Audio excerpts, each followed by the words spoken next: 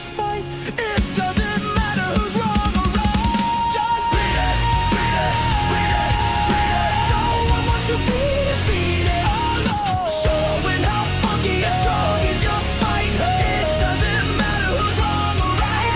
Just beat it, beat it, beat it, beat it. No one wants to be defeated. Oh no, showing how funky and strong is your fight. It doesn't matter who's wrong or right. Just beat it, beat it, beat it, beat it. No one wants to be defeated. Oh no, showing how funky and strong is your fight. It doesn't matter who's wrong or right. Just beat it, beat it, beat it, beat it. No one wants to be defeated.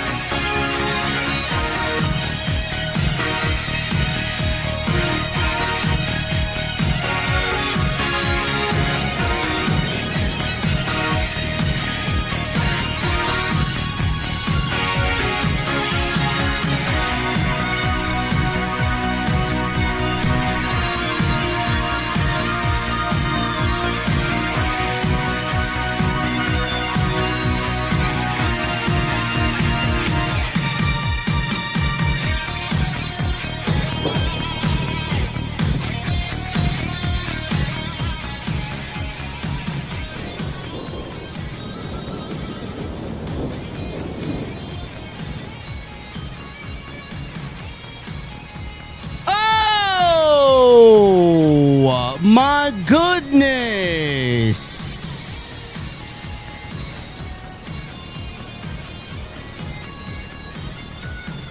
SmackDown. SmackDown.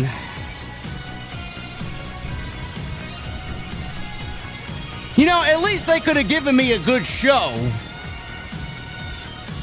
for my 44th, huh? Was that too much to ask, Road Dogg? SmackDown not off to a good start, guys. Boring, predictable. It's amazing how much of nothing they got going on in 3 hours. It's astonishing how little stories progressed in 3 hours. It's amazing. We got the Elimination Chamber Qualifiers tonight for the men and the women. Much better on the men's than the women's side tonight. Oh, God. We got Drew McIntyre addressing CM Punk and Roman Reigns after they threw him under the bus on Monday. Cody apparently is nicknamed Raheem. I don't want to know why. And Jade Cargill, after 90 days, is defending her championship. Wow! Finally, she shows up to work. Ladies and gentlemen, we're going to the venue inside my mother's basement. Tonight we're drinking. Tonight we're sponsored by SeatGeek. And on this Friday night, I want to know, what the fuck are you guys drinking? I'll see you over there.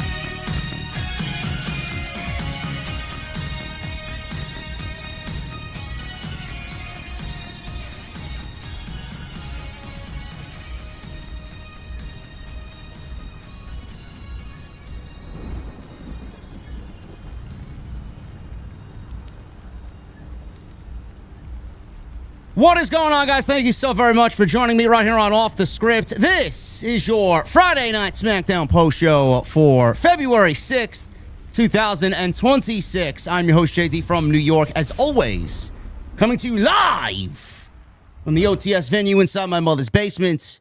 Thank you guys so very much for joining me on this Friday evening, wherever you may be. And I got to give you guys a round of applause today, man.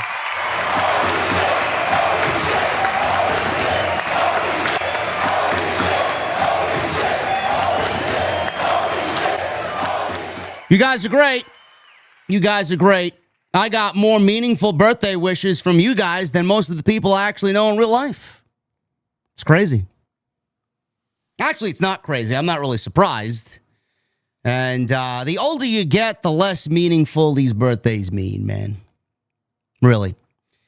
And the older I get, the less patience I have for Friday Night SmackDown. This show was not good, ladies and gentlemen.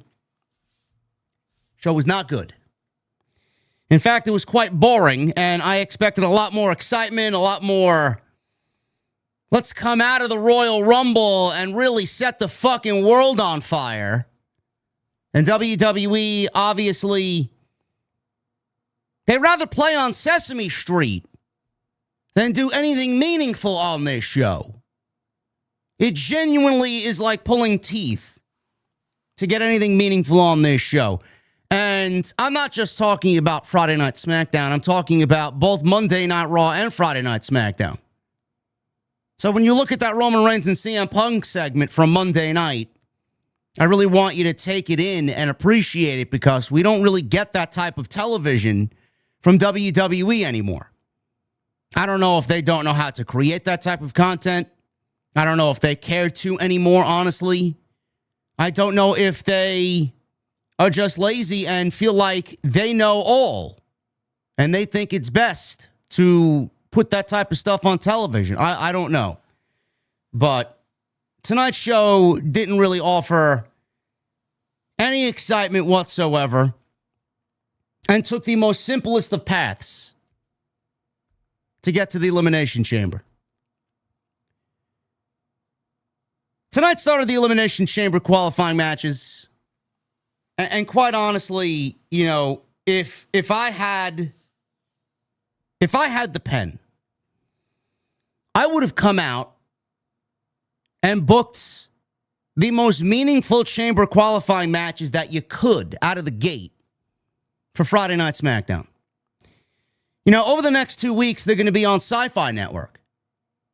WWE is preempted on their own USA Network for the Winter Olympics.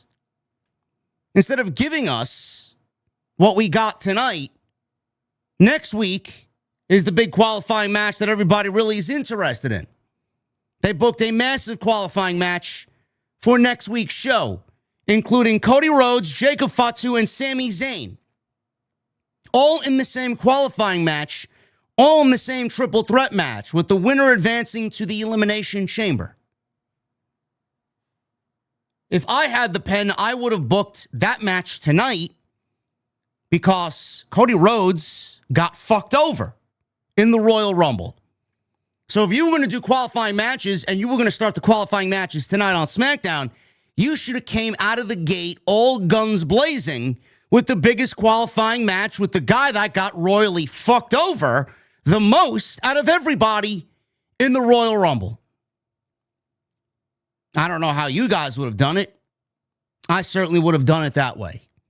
Instead, we got one men's qualifier and one women's qualifier. The men obviously being the more superior of the two. The ladies, I mean, Tiffany Stratton, Lash legend, and Chelsea Green. That's all I really need to say. The men's match consisted of Aleister Black, Solo Sikoa, and Randy Orton. Gee, man, what a shocker there. WWE needed to come out after a very dismal, after a very subpar Royal Rumble. And they did not do what they needed to do. It's the same shit. I don't know how this show was 3 hours tonight, and it will be 3 hours for the rest of the year up until at least the summertime. It's astonishing how so little happened over 3 hours.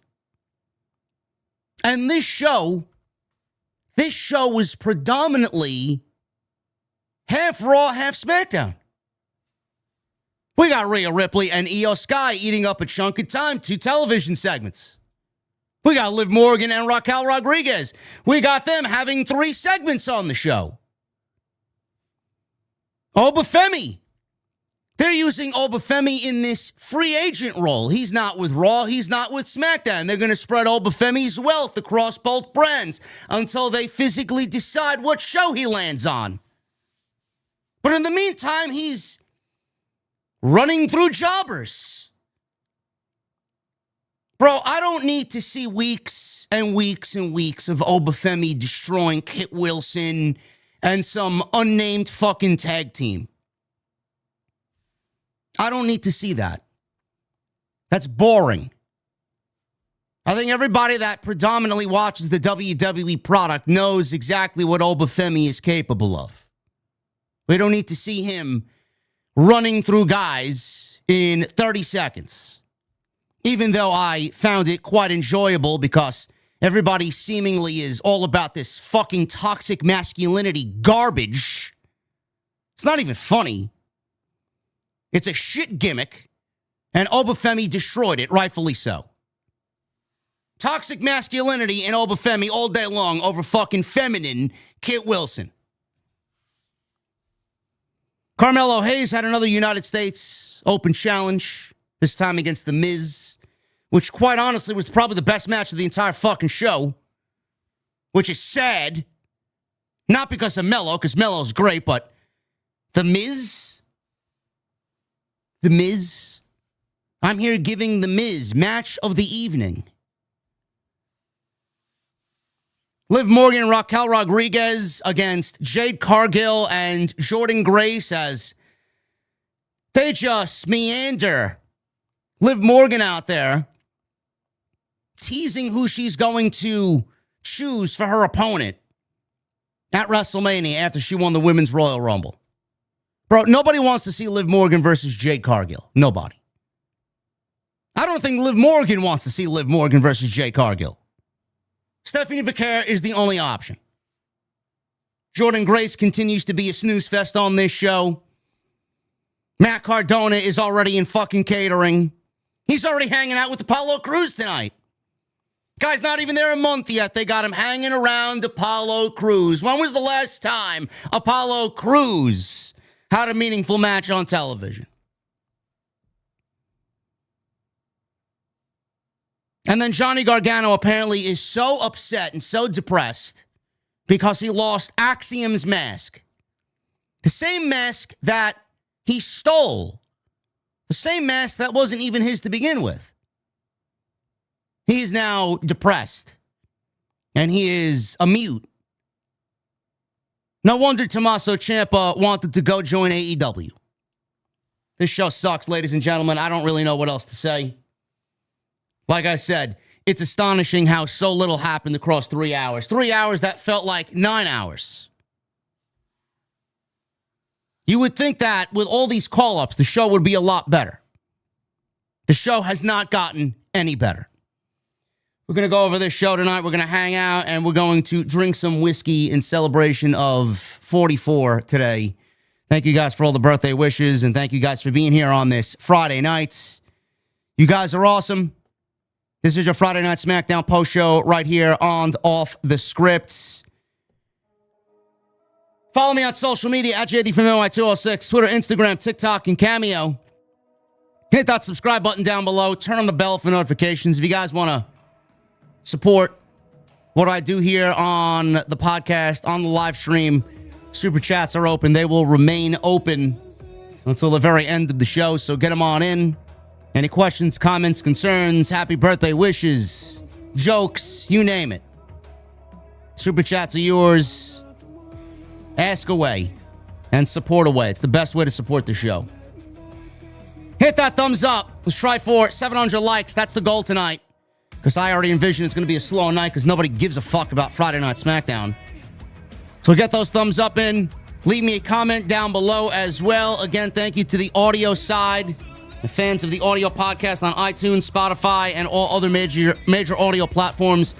We are firmly planted in the top 20. So thank you guys very much for that. If you guys want to continue to support over there, every comment, every rating helps us out tremendously. Continue to do it. I'd love to get that into the top 10. That's one of the goals this year. So make sure you guys continue to do that. We're already having a fantastic month of February. You guys are already blowing January out of the water. Continue the support here on YouTube. And we got some great content on the channel. If you guys want to go check that out, we were live from Monday with the big Monday Night Raw. Roman Reigns, CM Punk face-off. Tuesday Night Titans did unbelievable on Tuesday, nearing 50,000 views for Tuesday's episode, the big Royal Rumble Fallout episode where we just cut down the Royal Rumble. Wednesday, Jesse and I were live for Dynamite. Some controversy coming out of Dynamite, which I'm not surprised by. They are generating interest in every other way but the in-ring product and the actual storytelling. Great job there, TK. Great job. Yesterday, we uploaded a video on the AJ Styles retirement.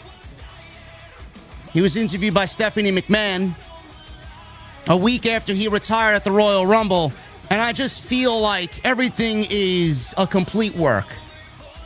I think AJ will wrestle again for WWE. I think this is all a part of the WWE Unreal Season 3 fiasco. And I think WWE is going to give him a nice, cozy Legends contract, and they don't want him going anywhere but WWE. They want to monetize everything, including his retirement and coming out of retirement.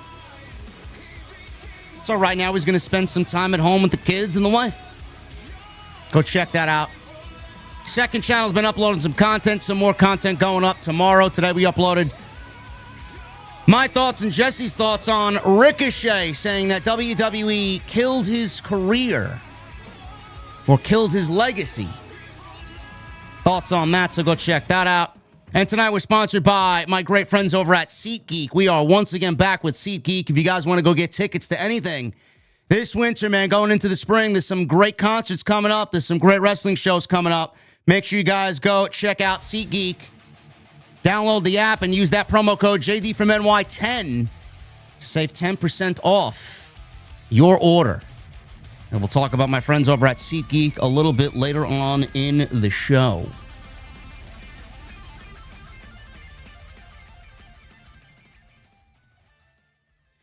Let's get into this Friday Night SmackDown fiasco. This was not a good show, like I mentioned already. And we kick things off with the only thing that really matters, and that is the WWE Champion. Cleveland Brown, he had a legacy, question mark. No, he didn't. He has a legacy in his own mind. It's a figment of his imagination. Ricochet never had a legacy. In fact, you go look at Ricochet, the best thing about his legacy is NXT Black and Gold, which, correct me if I'm wrong, is WWE. So did they kill his legacy, or did they only make his so-called legacy better? You be the judge. Drew McIntyre, the only thing that matters on this show is the WWE Championship and what's happening with it and around it. He arrived to the arena with a smile on his face, but before he could even be properly introduced, Cody Rhodes was attacked, or Drew McIntyre, rather, was attacked by Cody Rhodes. So they are brawling in the aisleway, and the reason why Cody Rhodes is already attacking McIntyre before the show even starts is because McIntyre eliminated Cody Rhodes from the Royal Rumble, as he was not a legal participant in the Royal Rumble. Cody Rhodes was eliminated by somebody that wasn't even in the match. So we got a bunch of officials and referees coming on out to separate these guys. McIntyre was forced to retreat. He grabbed the title. He was clutching onto the title for dear life. Cody Rhodes went to the ring. He asked for a microphone. He's hot. He's heated. He said things would never be the same despite McIntyre's best efforts. He said that for the first time, he can't in good conscience point at the WrestleMania sign, thanks in large part to McIntyre's interference at the Royal Rumble. Rhodes discussed CM Punk and Roman Reigns making their WrestleMania main event official on Monday Night Raw, stating that the two of them were both glad that he wasn't in their you-know-what measuring contest. So he basically called CM Punk and Roman Reigns from Monday night a big dick measuring contest. Because he didn't get the nickname of Raheem for no reason. Brandy Rhodes then quickly went to social media and told us that it's true. It's true. I don't, nor does my chat, want to know why Cody Rhodes is nicknamed Raheem. I do not care. Brandy Rhodes may care. JD from New York doesn't care. He talked about how much WrestleMania meant to him and how he was born in Charlotte, where they were tonight. Imagine my discomfort returning here without the championship because he's the hometown guy. Rhodes says that McIntyre wasn't mad that he wasn't champion, but rather because Rhodes was the champ. He concluded by promising that his shame and discomfort would be McIntyre's downfall and that the WWE Undisputed Championship is coming back home and he will not be making it into WrestleMania as the WWE Champion. So I don't know what that means. So Rhodes, he has to do what Drew McIntyre basically told him. He has to fight from underneath. He has to fight from behind. He has to fight from the bottom of the barrel up. He's got to enter the Elimination Chamber. McIntyre's mission is to make Cody Rhodes' life miserable. He told Cody Rhodes, well, you're the champion no longer. Now you have to win the Royal Rumble. McIntyre screwed him out of the Royal Rumble. And it's going to be interesting next week because Nick Aldis put Cody Rhodes, Jacob Fatu, and Sami Zayn all in the same match. Now, if we are to look at the series of events that we've seen so far from Drew McIntyre, he has made himself present in the presence of Jacob Fatu and Cody Rhodes. It was on Saturday night's main event where he fucked over both of them. The match never got started because McIntyre put an end to that by taking both guys out. That was on January 24. Then at the Royal Rumble, we see Drew McIntyre eliminate Cody Rhodes from the Royal Rumble, and he put a stop to Cody Rhodes maybe winning the Royal Rumble. He does not want to wrestle Cody Rhodes again. So what we see here is Sami Zayn may actually get into the Elimination Chamber. He may. And I don't know what WWE's plan is. I can tell you right now, I think I'm pretty confident. I don't have any inside scoops. I'm not a journalist. I don't know any news or rumors behind the scenes. But from what I gather just from watching, it's not going to be Cody Rhodes versus Drew McIntyre. It's not going to be Jacob Fatu versus Drew McIntyre. It's not going to be Cody Rhodes versus Jacob Fatu. It's not going to be Drew McIntyre versus a Randy Orton or Drew McIntyre versus a Sami Zayn. I feel like we may be getting a fatal four-way of sorts.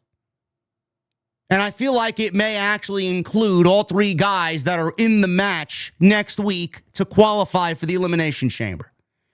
Because like I said, just look at the series of events. McIntyre showed face at Saturday night's main event on the 24th. He fucked both guys over. He showed up on the 31st and eliminated Cody Rhodes from the Royal Rumble without being in the Royal Rumble. Now he's got to face both guys next week. I'm assuming Drew McIntyre is going to interfere in next week's triple threat match, being that it's no disqualifications, and he's going to try his best to sway the decision away from both of them. It's going to be a little bit more difficult to do because it's not just Cody and it's just not Fatu. He may actually help Sami Zayn advance to the Elimination Chamber. And because Drew McIntyre is constantly showing himself to Cody Rhodes and Jacob Fatu, and he's fucking up their chances left and right to get into a championship position at WrestleMania. It may be that Nick Aldis needs to force his hand and give back to Cody Rhodes and Jacob Fatu. Because no matter what they're doing, at least they are within the boundaries of doing what any logical human being in their shoes would do. And that's go after Drew McIntyre. Cody wants the WWE title back. Fatu wants to get back at Drew McIntyre because supposedly he was the one that put him on the shelf for a couple of months. So they both got their reasons. So because Drew McIntyre is trying so desperately to take away from these guys, it may actually be his downfall because Nick Aldis is seeing all this going on and he knows they got fucked over. It may force his hand to make a triple threat match. Or worst case, Sami Zayn gets in there. He wins the chamber. He earns the right. Meanwhile, we get Drew McIntyre continuing to play these games with Cody and Jacob Fatu. And Cody and Jacob Fatu get added to the WWE Championship match without actually doing anything. And it would be Drew McIntyre who causes all that to happen because he's fucking obsessed with stopping these guys at no cost. So, again, I could be wrong in that assessment, but it's certainly going to be a multi-man match. Whether it's 3 or 4, it's going to be a multi-man match. We're not getting a one-on-one match. The reason why we're not getting a one-on-one match is because the reports were, and again, the reports came out today because apparently the WrestleMania plans shifted gears over and over and over again. It was supposed to be Braun Breaker and CM Punk. Then it was supposed to be Rollins before we got to Braun Breaker. Before we got Breaker potentially winning the Royal Rumble. If Rollins never got hurt, the report today was it was going to be Rollins versus Reigns for the World Heavyweight Championship, and it was going to be Cody Rhodes versus CM Punk. Now, to me, that was the ultimate of ultimate cards. That was the top of the mountain right there. The top 2 main events are the ones that we're not getting. And I mean that. Rollins versus Reigns, Cody versus Punk. Those were the absolute best matches that WWE could have given us for WrestleMania. We may end up getting that next year. We don't know. In fact, I don't want it next year because WrestleMania is in Saudi next year, and fuck that. So we got robbed. Because Rollins got hurt, we got robbed, and things changed. Then they went to Breaker and Punk, and then Cody versus Roman. So that was the second idea of plans. And then the idea was, supposedly, Triple H didn't want to do Roman and Cody because A, it was too predictable, and it was going to cause fatigue to the WWE fans to see that main event 3 out of the last 4 years. But then you're giving us Cody Rhodes versus potentially Drew McIntyre, and we're not supposed to be fatigued by that. They wrestled more than Cody and Roman have. Why wouldn't we be fatigued with a Cody Rhodes versus Drew McIntyre match? They've wrestled 5 times now, and that's not including the 3 times they wrestled in 3 stages of hell. So I find that excuse to be bullshit. This is their plan. Roman versus Punk, and McIntyre versus Cody versus Fatu, potentially all 3, and Sami Zayn. It could be Randy Orton instead. We don't know. If Sami's in, what does Randy do? If Randy's in, what does Sami do? I don't know. So as far as that is concerned, it's a little bit more interesting on which direction they go instead of the direction they're actually telling as far as the stories.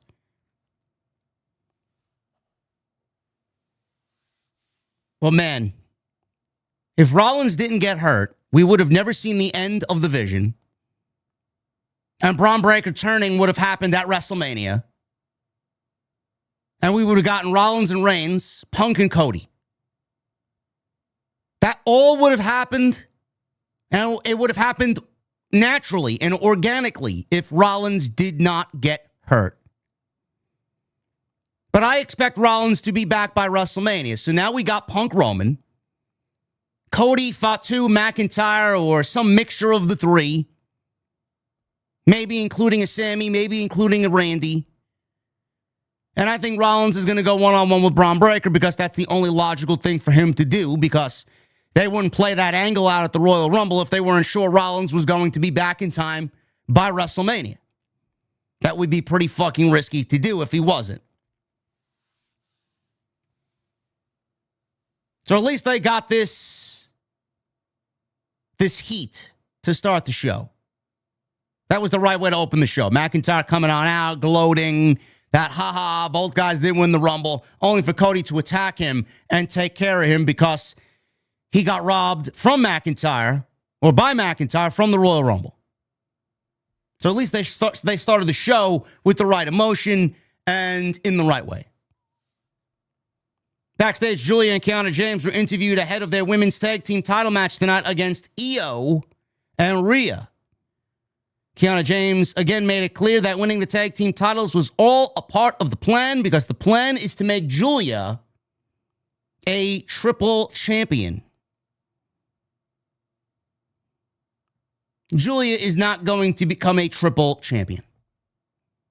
It's nice that they are at least pushing her in a better way than they did last year, but Giulia is not becoming a triple champion.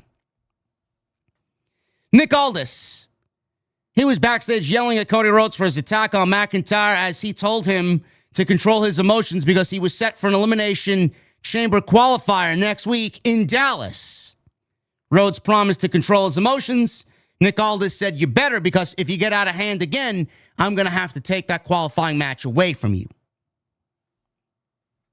He was promptly booted out of the building, and we didn't see Cody Rhodes again. Rhea Ripley and Io Sky, the women's tag team champions, defending tonight against Giulia and Kiana James. Rhea Ripley and Io Sky, by the way, 2 Monday Night Raw ladies. So it's nice to have them as the tag team champions, and it's nice that the tag team champions can float to whichever brand that they want, because this division is absolutely fucking depleted and empty. So to get Rhea and Io on a show where they basically have 0 division, honestly, it's a nice touch. But you're going to need to still fix the division. Rhea Ripley and Kiana James started the match off. Kiana had a very good Rumble. I don't know how many Kiana James fans are in the chat, but Kiana had a very good Royal Rumble. For her first time in there, I thought she did very well for herself. Giulia stepped up quickly to Rhea Ripley, and they were both legal, but she wanted to face Io Sky, so Rhea Ripley tagged in Io, and we got a little Joshi action in here on Friday Night SmackDown. Giulia stomped at Io's head and mocked her taunt as she grabbed at her hair. Io dodged an attempt at a throw by Giulia, hit her with an impressive shotgun dropkick. Io got slammed down by Giulia but couldn't capitalize, so Kiana got involved, and she dropped Io throat first across the top rope. Kiana tagged in because she wasn't legal when she attacked Io, so she officially tagged in and took over. Kiana held Io outside as Giulia hit her with a drop kick from the apron, and we go into a commercial break. So Io is still on the defensive here. Io is starting to mount some comeback. She blasted Giulia with a missile drop kick from the top rope for a near fall. James tagged in, and she and Giulia failed to do some double team move on Io. James tried to get sneaky, and she tried to stop Io from tagging Rhea, but could not. So Io tagged in Ripley, who got the hot tag, and everybody went crazy. She cleared house on Giulia and Kiana. Io dove to the outside to take out Giulia right in front of the announce tables, and my God, man, she almost missed everybody. And she almost took herself out in the process. So we go back in the ring. Rhea Ripley slammed Kiana face first in the ring with a flapjack. Kiana then escaped a riptide attempt and powerbombed Io right on Ripley. Giulia and Kiana then hit a combination of moves, and Giulia delivers the Arrivederci knee, and Kiana James delivers what she calls the 401k. I very much like the name of that move, and it's a good-looking move, too. She nailed that on Io, could not capitalize. Giulia attempted a Northern Lights bomb. Io reversed out of it. Rhea Ripley got a blind tag as she headbutted Giulia, followed by a riptide. Io quickly goes up top, over the moonsaults, and Rhea Ripley and Io Sky retain the Women's Tag Team Championships. One positive, I'd like to see more of Io and Giulia going one-on-one. I think that would be great. It's nice that Giulia is in there, and Kiana, too. I got to lump her in there. It's nice that Giulia and Kiana are in there with two ladies who are very over. And I think when you put two ladies like Giulia and Kiana in the ring with Rhea and Io, it's going to immensely help them out. And that's what they need. Because for so long, WWE has put Giulia and Kiana James in the ring with people that the crowd just doesn't give a shit about, or it's these nothing matches with Alba Fire and Chelsea Green and Zelina Vega. I mean, it's so awful. Tonight was legitimately the first time since Giulia got called up to the main roster where she felt semi-important. Tonight was the first time since she got called up to the main roster that she actually looked like she belonged. Because she's in the ring with two ladies who are her equal. We have not even seen anything close to what Giulia is capable of. And this is going to work for Kiana as well, because Kiana is actually very good. And if she's not very good in your eyes, she's going to be very good. I said this Rumble Saturday last week. Start opening up your eyes to Kiana James. Everybody's raving about Lash Legend. Lash Legend is nowhere near ready. Nowhere. I'd take Kiana James over Lash Legend and Jade Cargill combined. They're not ready. Lash has got potential. She's not ready. Jade is a lost cause. Jade, she goes out there and she looks like she's made of, I don't know. She goes out there and all she does is pose. That's all she looks like $1 million. She can't deliver a single fucking match worth anything. Facts are facts. But Kiana gets in there, she gets her hands dirty, she wrestles, she throws herself around, she bumps around, she does things smooth. Not ready to say Kiana could go 15, 20 minutes with the best of them, but Kiana is actually stepping up. And she's actually one of the broader prospects in the entire division. And this was decent. This was decent. I don't know where they go with the Women's Tag Team Championships. It looks like Io and Rhea. If I had the pen, I would have Rhea and Io blast this entire division. Just slay every team, one after another after another. Next week, they got Lash Legend and Nia Jax. Absolutely no fucking way should you be taking the Tag Team Championships off of Rhea and Io in a nothing match with no heat to put them on Lash Legend and Nia Jax. I would rather them have Io and Rhea just slay the entire division, have nobody left come WrestleMania, and decide, you know what, we've beaten everybody. You know what, just for shits and giggles, we're tag team champions. Little friendly challenge. How about we go one-on-one? I've never beaten you. And this is the biggest stage of them all. Let's do it one-on-one. And just throw back the Evolution main event at WrestleMania. That's what I would do. Who wants to see them in the ring with anybody else in the division? I mean, we've seen it all already. The money is in a match between Rhea and Io. And it's easy to tell because there's history there and there's a story there. Whereas if you throw these women in a tag team match or a gauntlet match with other tag teams, what does it mean? We would have seen it all. Or worst case, they could take the belts off of Rhea and Io, and they can cause some tension between them in a friendly way, still get the one-on-one match. Now, with the Bella Twins back, it seemingly feels like the Bella Twins, after they made aspirations known that they want the Women's Tag Team Championships, maybe they win the Women's Tag Team Championships at WrestleMania. It certainly shouldn't be against Rhea and Io, but it could happen. Just take the belts off Rhea and Io first and put them on somebody else that nobody gives a shit about. It's going to be interesting to see what they do with those Women's Tag Team Championships. There's been such a huge focus on them and a lack of focus everywhere else in the fucking division. Ilya Dragunov was interrupted by The Miz. He claimed that he went to Nick Aldis and got a United States title open challenge match against Carmelo Hayes. Carmelo Hayes then appeared and stated that, listen, you don't deserve a championship match, and I make the rules around here. He offered to face him in a non-title match coming up next. So if The Miz won, so this was basically a championship contender match, or what Tony Khan likes to call an eliminator match. If The Miz won and beat Carmelo Hayes, then he would be in line for a United States Championship match against Carmelo Hayes. I don't like that. I don't like that. Open challenges are becoming the norm, and it's not special anymore. We got Hayes doing it because he's a babyface. We got Ciampa doing it on AEW with the TNT title because he's a babyface. Kind of over it, man. Kind of over it.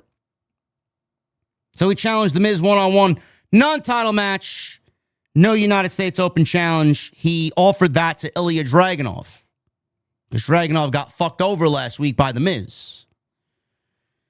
In my opinion, this was the best thing of the night. Crazy, I know, because The Miz is involved, but Hayes is fantastic. If you want Pro Wrestler of the Year so far, I'm giving my vote to Carmelo Hayes. He's right now operating on a completely different planet. I would honestly say it may actually be Hayes and Andrade. Andrade looks rejuvenated as fuck, don't he? Not only is he in the best shape of his career, but man, he looks like he is ready to fucking crush skulls out there. It's either Carmelo Hayes or Andrade for the first month and a half of the year. Easy. Hayes started this match off hot with a springboard clothesline on The Miz, signature Carmelo. Miz got the advantage. He flattened Hayes with an elbow. Miz then worked over Hayes in the corners. He got hit with a kick to the back of the head. And then Melo followed up with a springboard leg drop. Kind of missed it, but he got it. More so the heel of Carmelo's boot got The Miz on the springboard leg drop. Hayes then continues to batter The Miz with a chop in the corner. He then stomped away on for a little bit. Referees backed Hayes off. Miz started to attack Carmelo's legs as another springboard clothesline attempt was tried, but he hit him with a running clothesline, and we go into a commercial break. We come back from the break. Hayes attempted to fight back against The Miz with a series of strikes. He forced Miz into the corner. Hayes connected on his version of La Mística on Miz, which sent him out of the ring. Hayes then hit a dive from outside the ring on The Miz, and he landed flat back flush on the concrete. He looked like he was hating his life at that point. What a nasty spill by Hayes on the outside. He quickly got back in the ring. He was selling his back off the kind of botched move off the dive. He attempted a frog splash. Miz got the knees up to block Hayes' frog splash. Miz nearly got the win on this leverage pin, but he only got a 2 instead. Carmelo kicked out. Miz is then executing the it kicks, which is basically his version of Bryan Danielson's yes kicks. He failed to hit the last it kick. Hayes dodged it.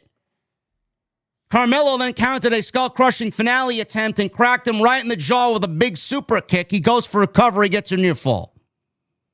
Hayes pulled himself back, headed up top. Miz turned that around, hit a slingshot, sit-down powerbomb, and he gets a 2 count on the champion. Miz then is sizing up Hayes for another skull-crushing finale. Hayes, he got out of it. He tried for a first 48, but got counted into another skull-crushing finale. Hayes avoided this and flipped through the skull-crushing finale and eventually hit the first 48 on The Miz.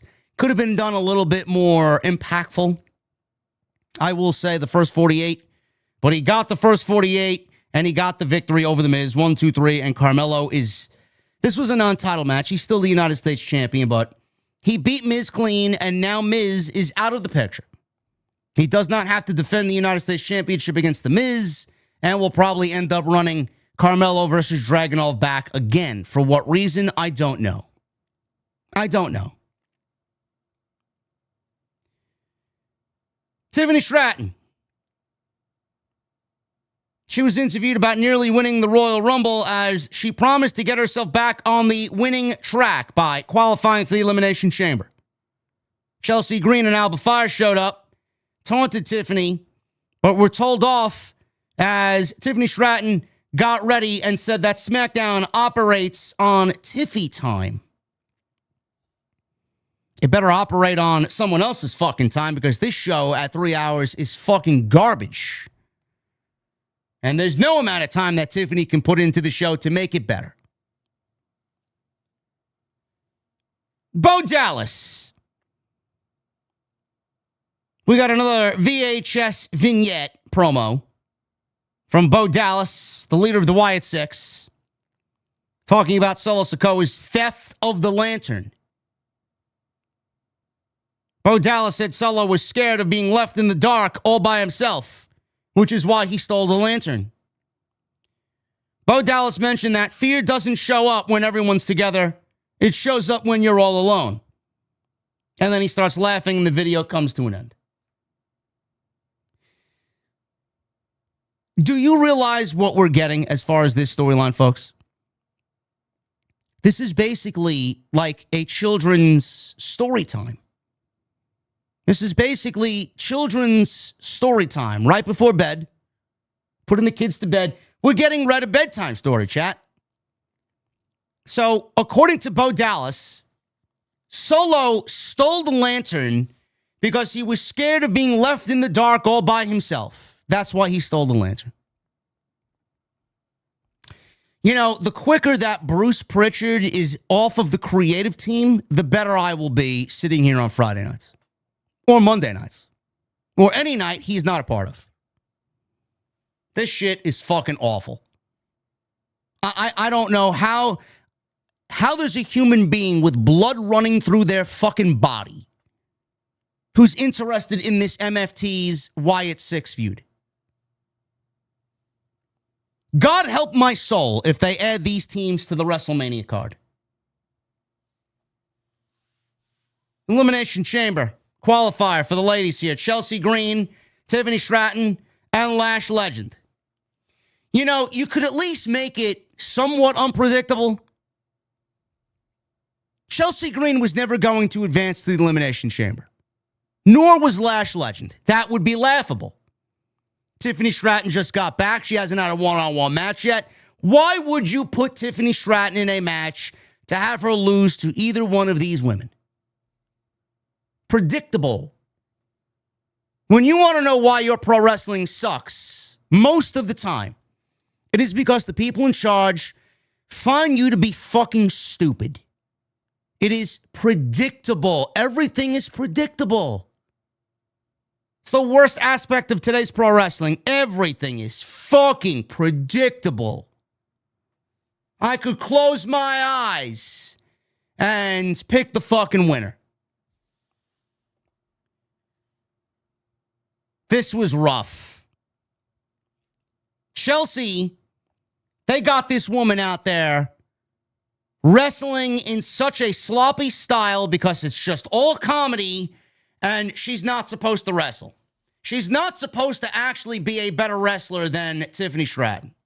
So she's got to go in there and act like a fucking clown. And then Lash Legend, don't get me started.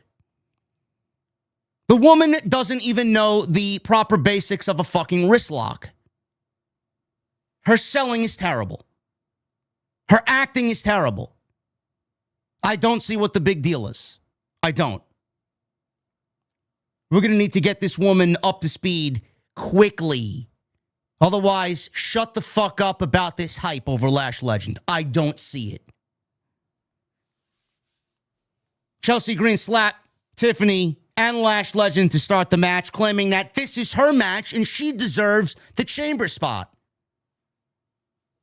Stratton and Legend then stood face to face after taking out Chelsea Green.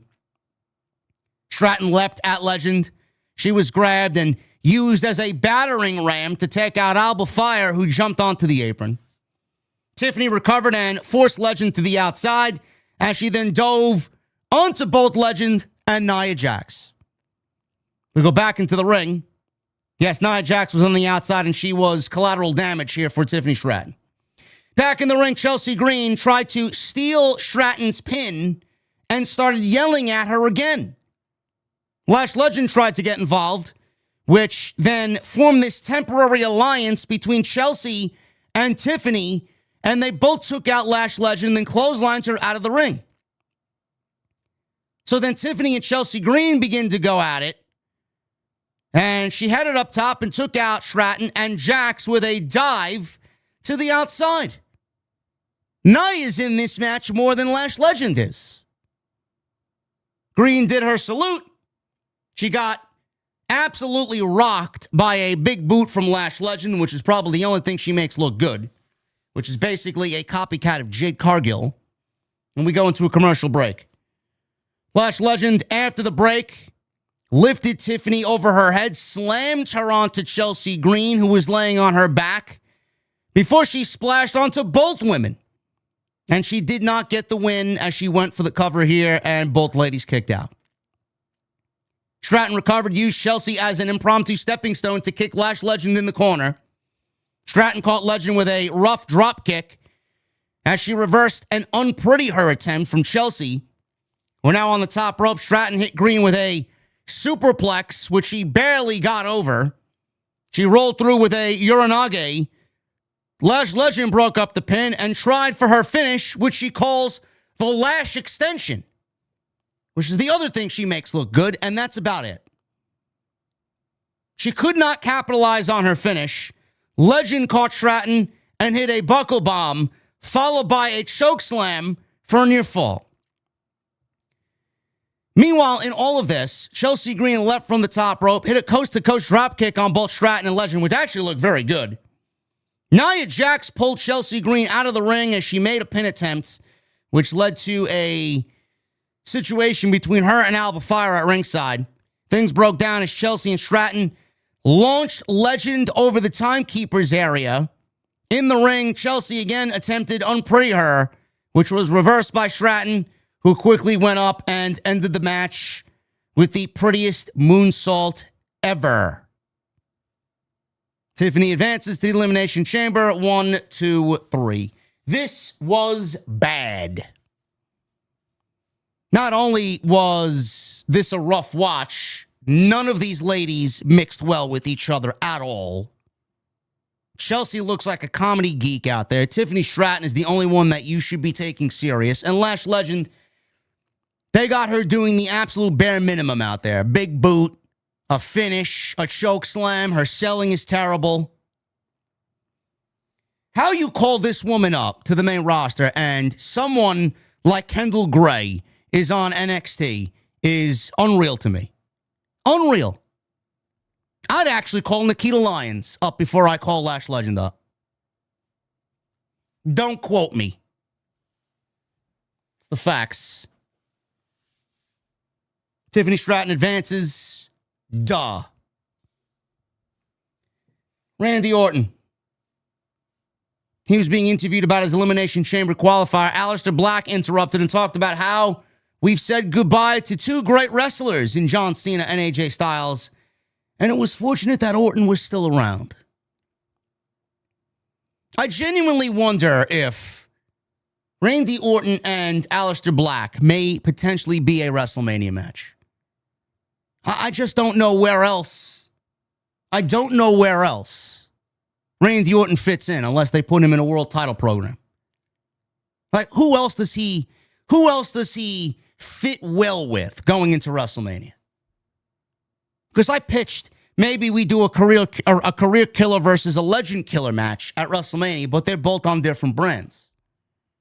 Randy Orton and Gunther are on two different brands. I don't know. I don't know what they do. I really don't. It's going to be interesting to see how they get everybody into a meaningful WrestleMania spot. What does Randy do? What is Sammy doing? Can't be leaving these guys off the Mania card. If they're healthy and ready to go, you're not going to leave them off the WrestleMania card. I don't know. Kit Wilson. He was out there and he was giving us a lesson in toxic masculinity. Now, I don't understand. Some people might find this to be entertaining. I don't. I really don't find this to be entertaining whatsoever. I think this is blatant garbage. And I feel like we should be leaving the politics out of pro wrestling. You'll never hear me talk about political affairs or government issues on the podcast. You guys sit here every single night and you want to escape everything that's going on. I want you guys to sit down. I want you guys to be entertained. I want you to grab your favorite drink, and I want you to just escape into the world of pro wrestling. Maybe I'll tell a joke. Maybe I'll make it entertaining for you guys so you don't have to worry about anything. We'll talk some music. We'll talk some wrestling. We'll talk some video games. We'll hang out. Everybody nowadays wants to bring their political affiliation into their fucking work and onto their social media and onto their podcast, man. People don't want to listen to that shit when they're watching professional wrestling. Nobody wants to listen to that shit when they want to escape in an NBA game or a Major League Baseball game. Nobody wants that. So, no, we don't need this Gen Z fucking Karen-like garbage on our televisions. And the only reason why the guy's over is because everybody loves his theme music, which, in my honest opinion, there's really nothing special about it. Honestly. So, Kit Wilson's out there. Wade Barrett said it's time to detoxify. I'm Kit Wilson, and yeah, I'm the topic. He said what he saw in the Royal Rumble disgusted him. He said the ring was full of egos and meatheads. He said the sweating and the grunting was toxic. You know, the reason why we love pro wrestling is because it's full of egos, drama, and meatheads. It's the reason why we love pro wrestling.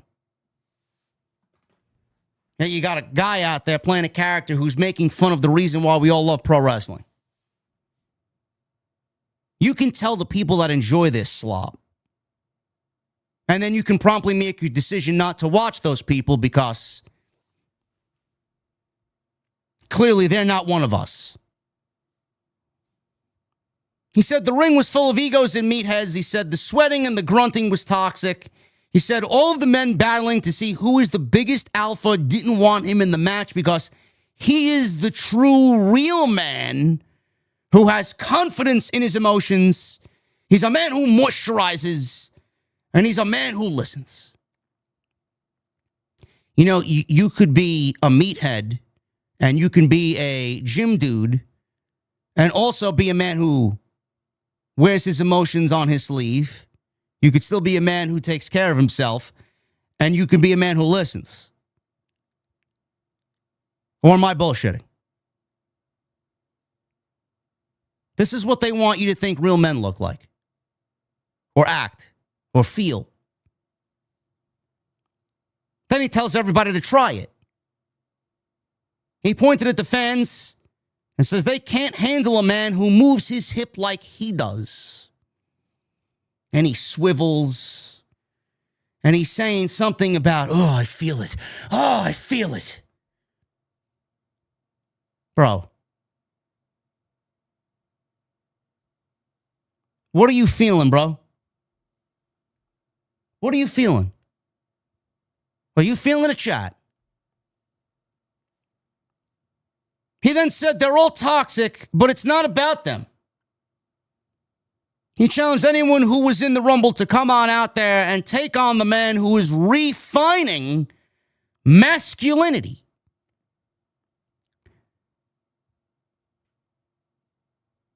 So I thought Royce Keys was going to come on out.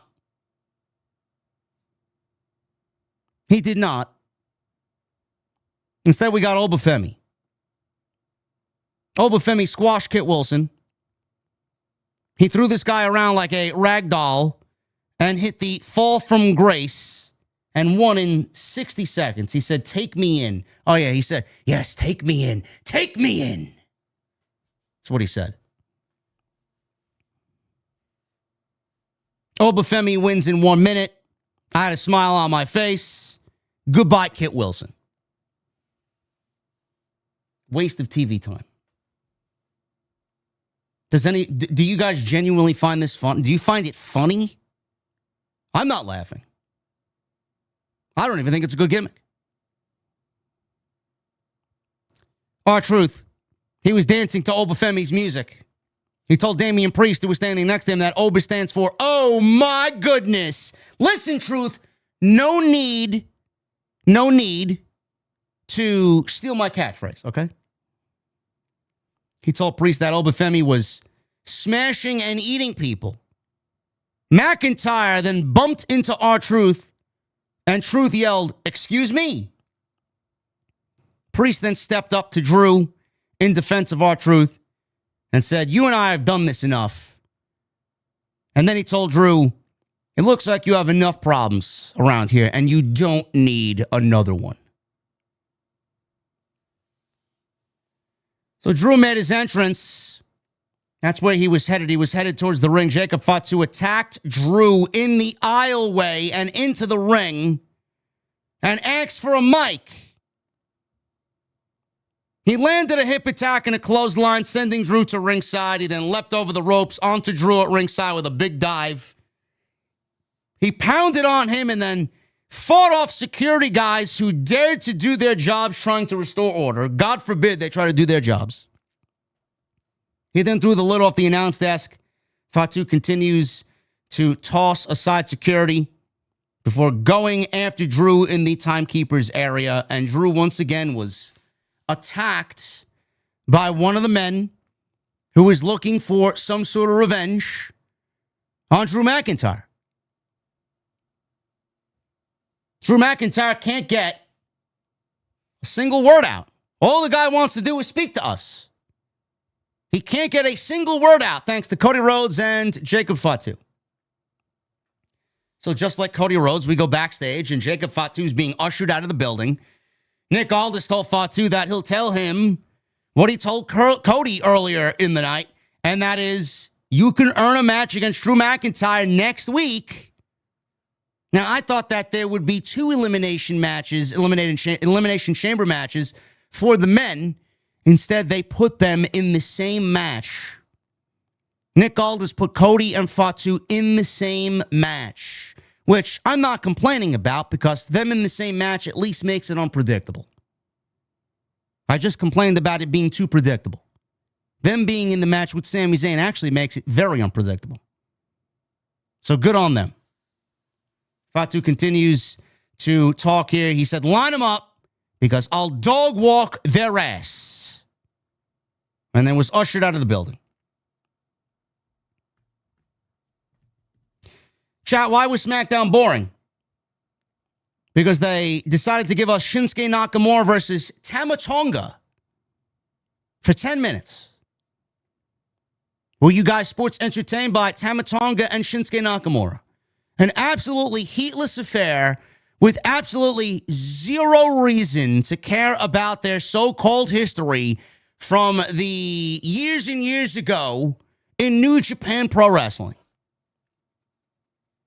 Tama Tonga wins in 10 minutes. Nakamura landed a Michinoku driver. He then set up for the Kinshasa. Tonga Loa grabbed Nakamura's boot from underneath the rope. Tama Tonga landed a cutthroat in the corner, and that was enough for the win. You know who's not winning Booker of the Year? Road Dogg. Absolutely fucking uninspiring garbage. Who asked for this? Chris Sabin and Alex Shelley of the Motor City Machine Nuns. Because they never get any TV time. Nathan Frazier and Axiom. Another great fucking tag team. When was the last time that they actually wrestled in a tag team match? Does anybody know? They're chatting. And all of a sudden they walk across Candice LeRae and Johnny Gargano, who's laying face first on a production crate.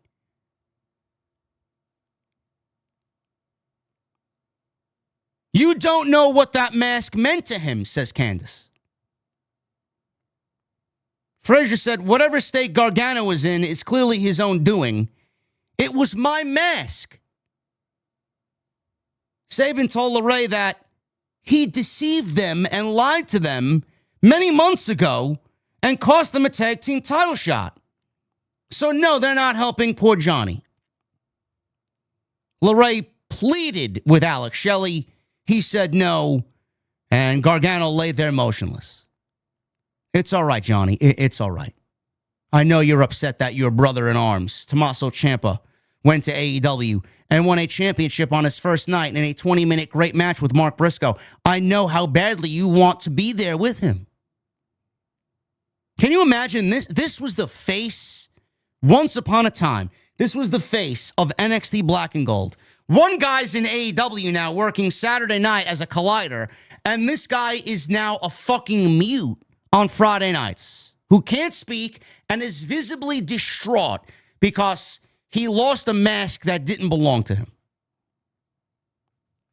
And then you want me to sit here and take WWE Creative seriously? Gee, chat, I wonder why Tommaso Ciampa left and went to go join the enemy team.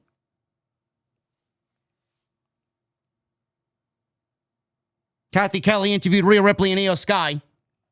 Ripley says they're not letting their tag team titles go anytime soon. Ripley asked about her qualifying match on Raw Monday. So she is in a qualifying match to be in the women's chamber.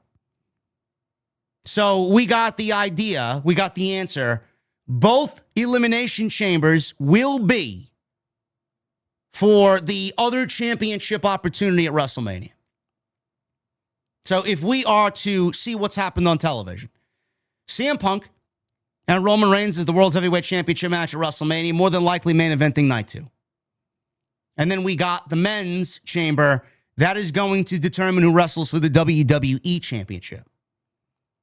I assume Liv Morgan's going to end up choosing Stephanie Vicaire because Stephanie Vicaire has been feuding with the Judgment Day, so it makes sense that that is the match for the WWE Women's World Championship. And then the Elimination Chamber for the ladies is going to be for the right to wrestle Jade Cargill. I would be shocked if we don't see Bianca Belair back in the Elimination Chamber. She might not be back. She might not be. She might miss WrestleMania altogether with this knuckle injury that has not healed properly due to some broken fingers at last year's WrestleMania. So we may get Tiffany Stratton. We may actually get Tiffany Stratton and Jade Cargill again at WrestleMania, and I don't want to see that. I don't think anybody wants to see that. Tiffany Stratton, Rhea Ripley, Io may make it in there. Alexa, she's got a qualifying match next week. I could very well see Charlotte Flair in the Elimination Chamber. If Bianca Belair is not in the Elimination Chamber, I could see Charlotte Flair getting into the WrestleMania Women's Championship match against Jade Cargill. I could see it. Now, I don't really care for that, but I could see that, and that's going to tear her and Bliss apart. I don't know which other direction they go. it's seemingly feeling like it should be Bianca because that's the match that they had their heart set on. But I just don't know if Bianca is going to be back. We all expected her to be back in the Royal Rumble, and she wasn't there. So we could sit here and say, well, maybe she'll be in the Chamber. If she wasn't in the Rumble, I'm not going to sit here and say she'll be in the Chamber. I would probably be more prone to say she's not going to be in the Chamber because we didn't see her in the Royal Rumble. Again, it's going to be very interesting. But I do feel that both men's and women's chambers are going to be very star-heavy.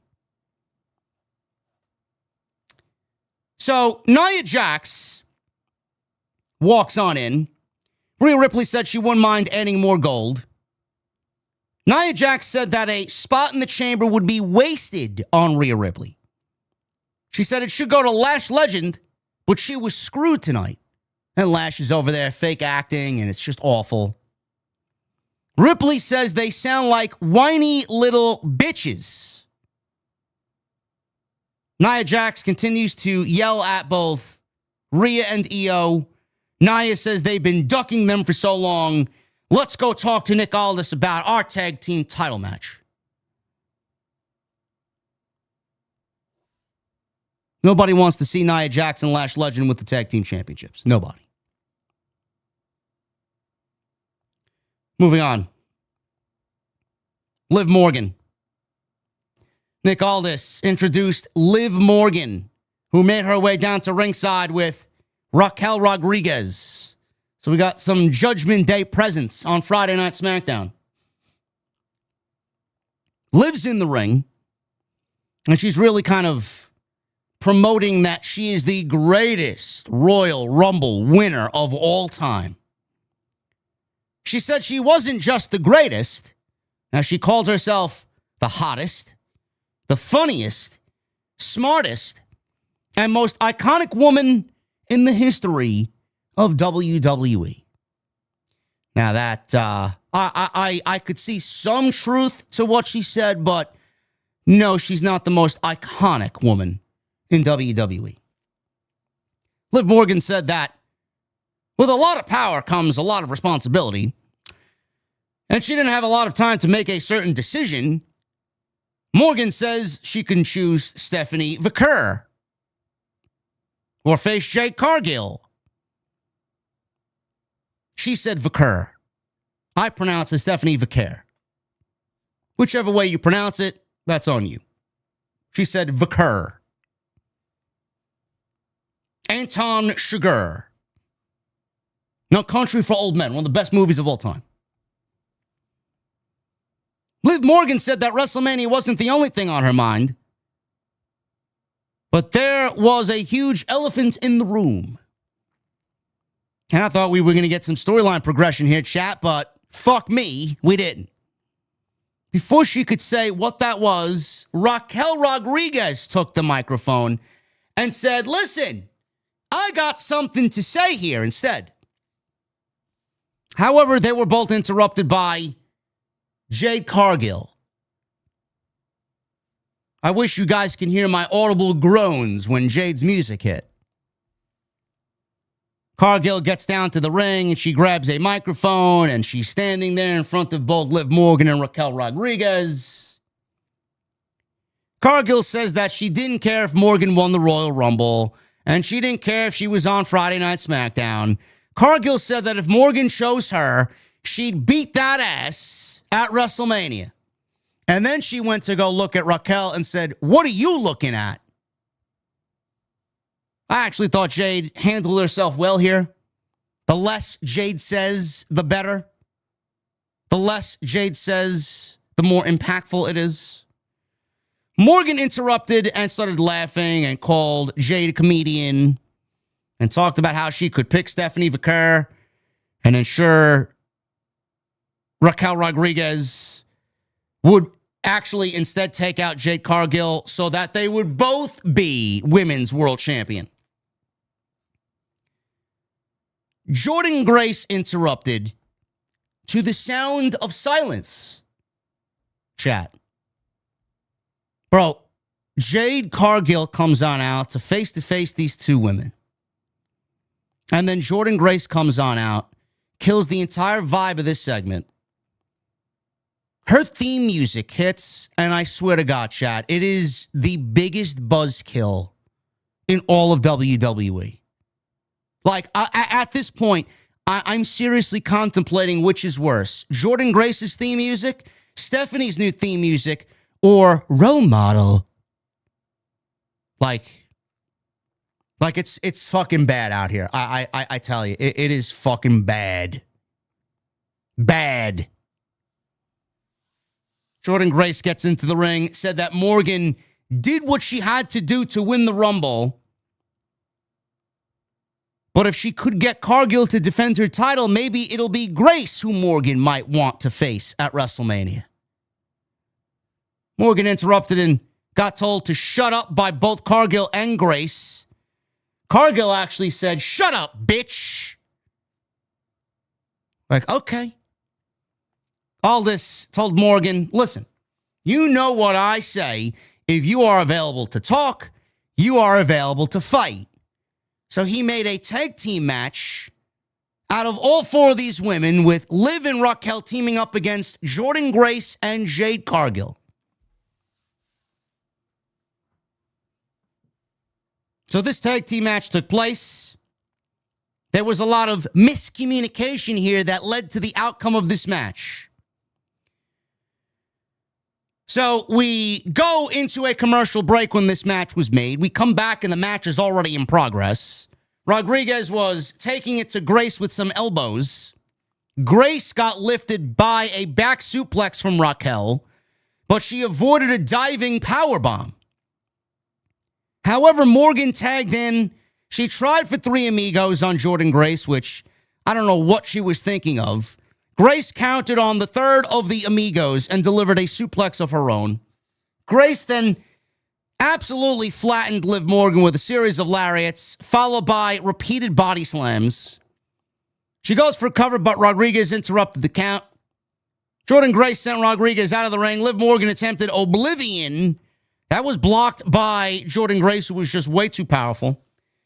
Cargill, the only thing of note that Jade did here was accidentally hit Jordynne Grace with her big bicycle kick after Rodriguez got out of the way. Meanwhile, Rodriguez, she accidentally ran into Liv Morgan with a kick of her own as Jade Cargill got out of the way. So Jade hits Grace, Rodriguez hits Liv, Cargill and Rodriguez are staring each other down. Grace pushed Rodriguez onto Liv, and she got a roll-up win. 1, 2, 3. And that was basically it. Match was kind of short, but I'm assuming it did what it needed to do. It caused some tension between Jordynne Grace and Jade Cargill, which at this point nobody gives a fuck about. It's clearly manufactured, and there's zero heat. Bro, you need to physically and emotionally care about Jordynne Grace. I guarantee you that nobody does, and this match is going to flop next week. Flop. Jordynne Grace is fucking great. I don't know who this person is or what WWE has done to Jordynne Grace. It all starts with her presentation. Bro, she is as uncharismatic and charismaless than I've seen anybody in years. It all starts with her presentation, bro. The presentation is fucking putrid. It is awful. Down to her theme music. Bro, if nobody gives a fuck about who's coming out, then they're not going to give a fuck about the person themselves who's actually in the ring portraying the character. 100%. Yet you want me to care. Jade is terrible. Jordynne is being absolutely miscast. And she finally defends the championship next week. The first title defense since she won the title in November or October. I'm giving her a little bit too much credit. October. When did she win the title? Crown Jewel? When did she win the championship?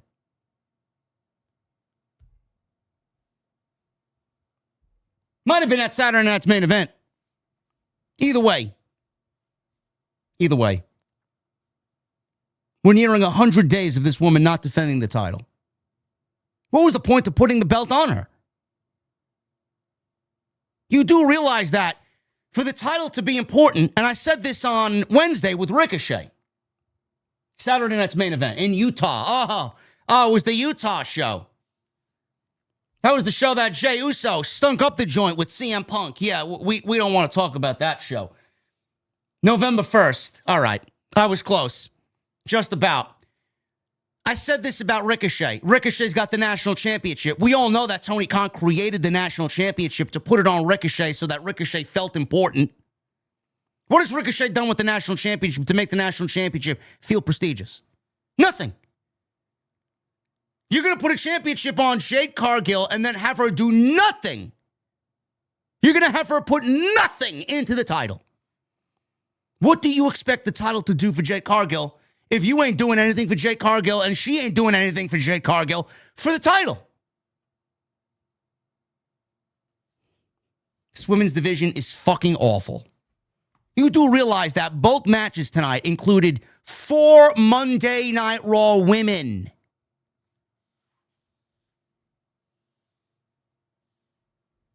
Jordynne Grace is not winning the women's championship next week. I would be floored if she does. Sami Zayn met Rey Fenix in the back. Sami's another mute.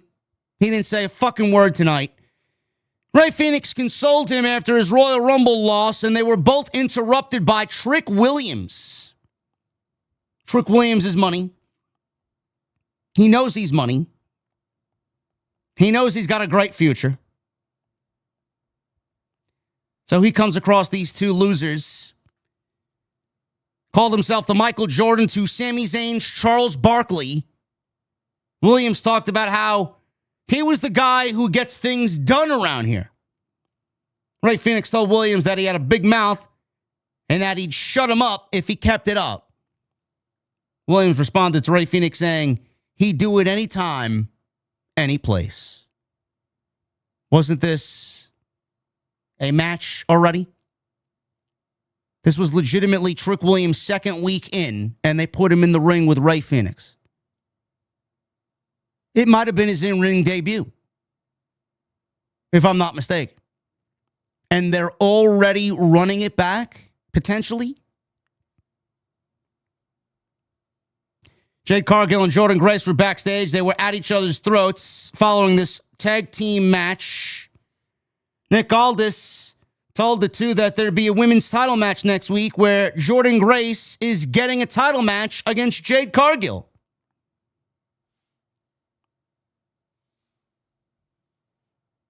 Drew McIntyre. Outside of Carmelo Hayes and The Miz, this was easily the best thing of the show. He's out there. Finally, no one to interrupt him because Cody Rhodes and Jacob Fatu got kicked out of the building. He talked about how both Jacob Fatu and Cody Rhodes should be banned from the Elimination Chamber qualifiers for what they did to him earlier. He also took credit for dashing Sami Zayn's dreams at the Royal Rumble before he finally turned his attention to Roman Reigns and CM Punk for their comments on Monday night. McIntyre talked about how he has been through hell to get the Undisputed World Championship, the WWE Championship, that is, and that he'd never go part-time. He put over the heritage of his WWE Championship and that he didn't blame Reigns for choosing Punk. McIntyre said that while Reigns and Punk were busy aura farming, he has the entire roster climbing the Elimination Chamber for the right to be the undisputed WWE Champion. He mentioned guys like Bruno Sammartino, not Dusty Rhodes, Hulk Hogan, Triple H, real men who made his championship. McIntyre was making his exit Trick Williams eventually interrupted to a huge ovation of "Whoop that trick." Williams said maybe he was just there to watch the match, or maybe he's going to kick his feet up with his lemon pepper steppers. Williams says that maybe McIntyre was worried about the wrong people, when maybe he should be worried about him, the man who will take the WWE title at WrestleMania. McIntyre warned Williams to walk before running, because if he interrupted him again, McIntyre promised to stick Williams' lemon pepper steppers where the sun don't shine. You know, I'm glad McIntyre had something to say to Punk and Reigns. They threw him under the bus a couple of times in that promo. I didn't really understand why. They made him look weak. They made him look like a coward. They made him look like a second-rate champion. They made the WWE title look insignificant. Like, bro, the WWE Championship is the biggest championship in the industry. Okay? No matter what you think of the brand. The World Heavyweight Championship, no matter who is in the championship match for that title at WrestleMania, it is not bigger than the WWE title.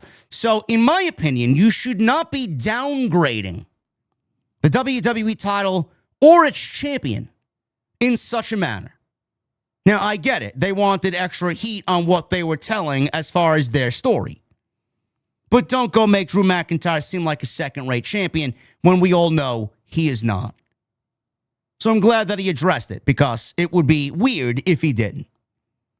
And as we come to know and expect from Drew McIntyre, he is a man who, if he is pushed and he is driven to a reply like this, he will say what he has to say. So I'm glad that he did.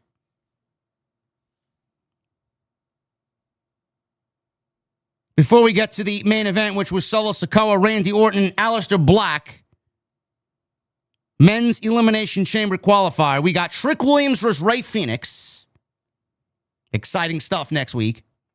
Cody Rhodes versus Sami Zayn versus Jacob Fatu.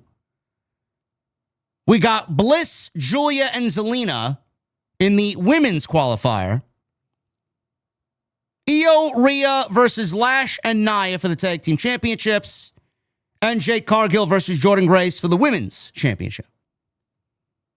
So SmackDown's on Sci-Fi Network next week. Not USA. Schedule accordingly. The rating will be below 1 million. Main event. This was good, but very predictable. Solo Sikoa was wondering before the match where his MFTs were. They were nowhere to be found. He made his way down to the ring alone, and he grabbed the lantern that was sitting idly on one of the tables in Gorilla. Now, if the lantern was sitting there before Solo went through the curtain, where were the Wyatt Six to go and steal the lantern back? Did anyone notice that? Very weird.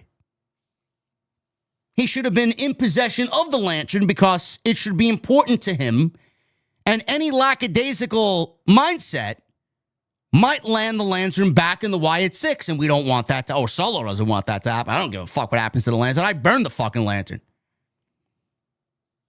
But the lantern was just sitting all by itself.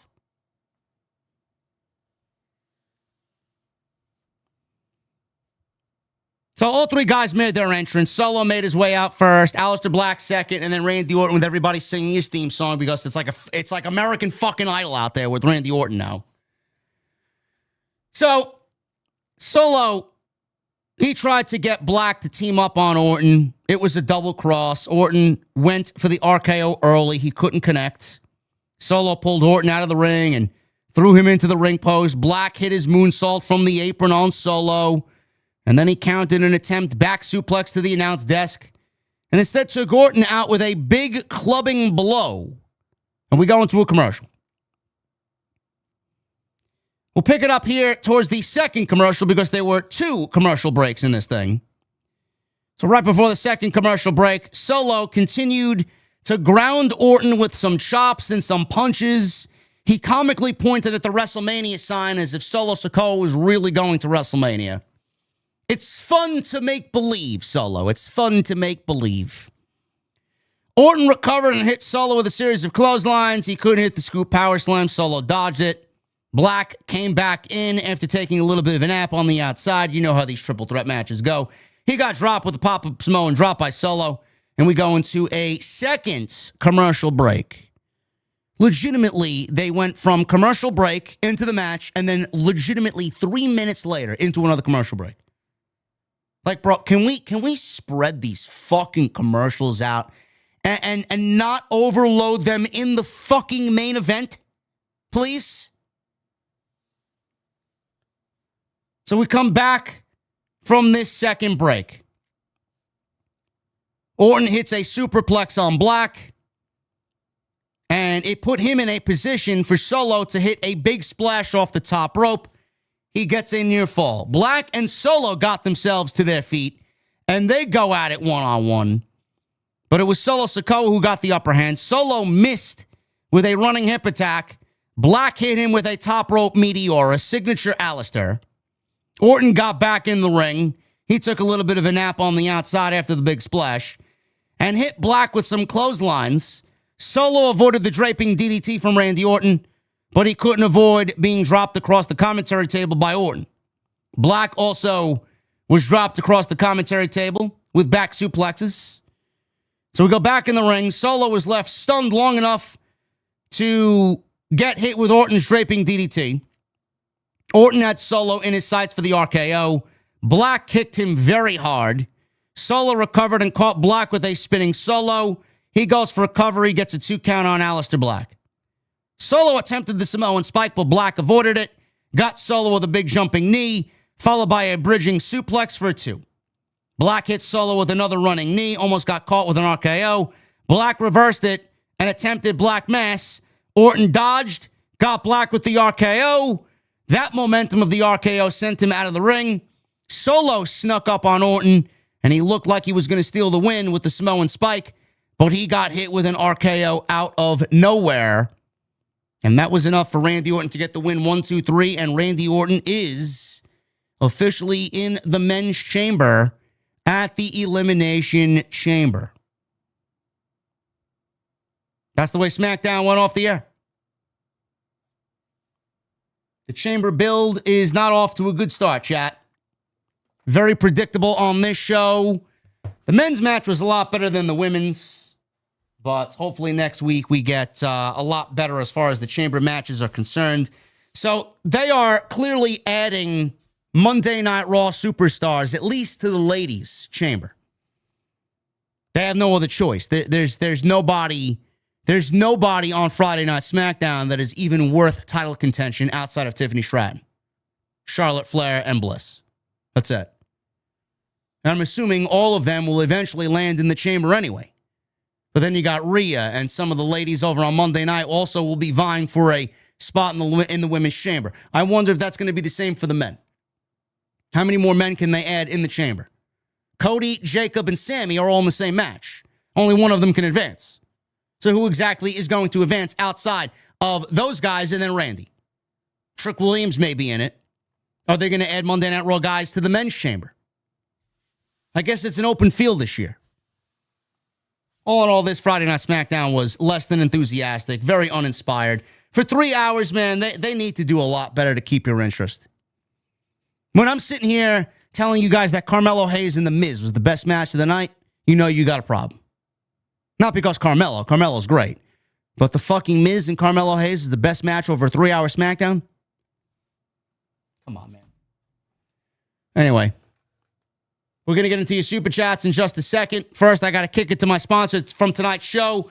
Tonight, we are sponsored by my great friends over at SeatGeek. Make sure you download the SeatGeek app, and please use that promo code JD from NY10 to save 10% off of your order tonight. We are sponsored by SeatGeek. You guys know I'm always looking for an excuse to get out of the house and actually do something.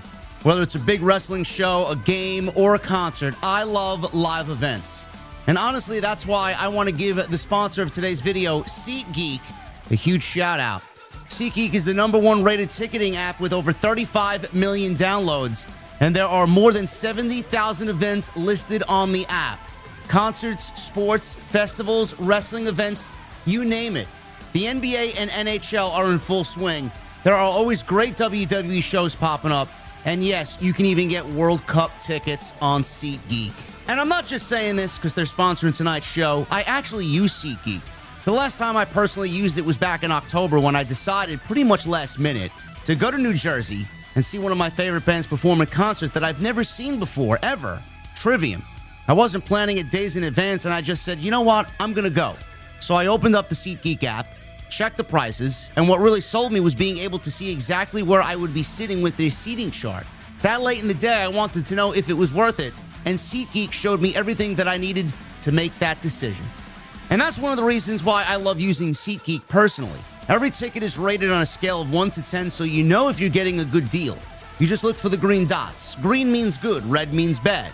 It takes all the guesswork out of it, and every ticket is backed by their buyer guarantee, so you are completely covered. I use SeatGeek for concerts throughout the year because the app is easy to use, clean, and fast. No nonsense, no confusion. It just works, which is exactly what you want when you're buying tickets. And of course, I've got a code for you guys. You can use code JD from NY10 for 10% off your next set of tickets at SeatGeek.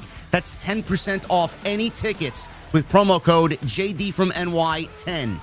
Make sure you click the link in the description to download the app so the code is automatically added to your account and ready when you need it. Big thanks to SeatGeek tonight for sponsoring the podcast right here on Off the Script.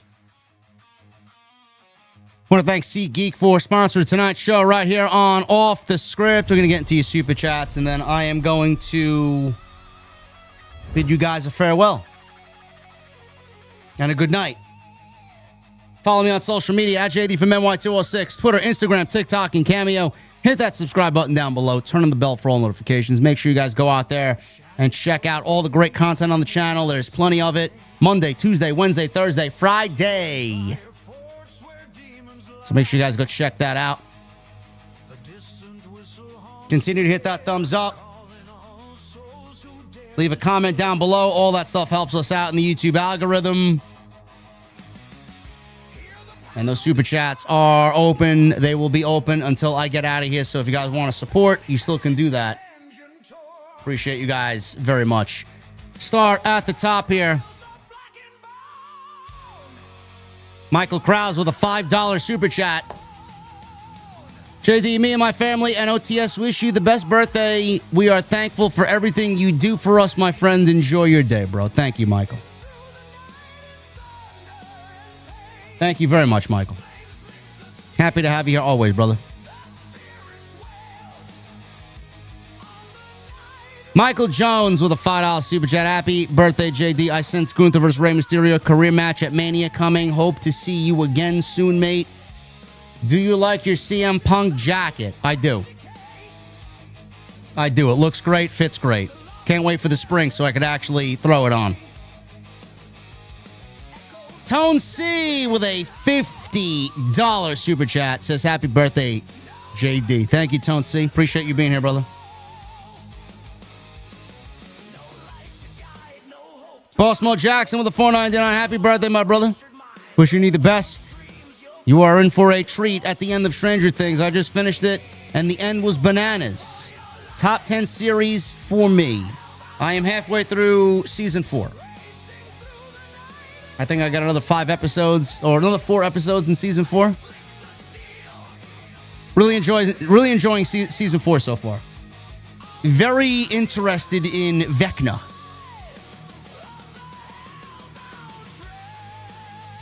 Johnny Boy Vaccaro with a $5 super chat. Happy birthday to our IWC Tribal Chief. Many blessings and prosperity in 2026 to you and the OTS family. Tequila on the rocks. Cheers and salutes. JD. Thank you, Johnny Boy.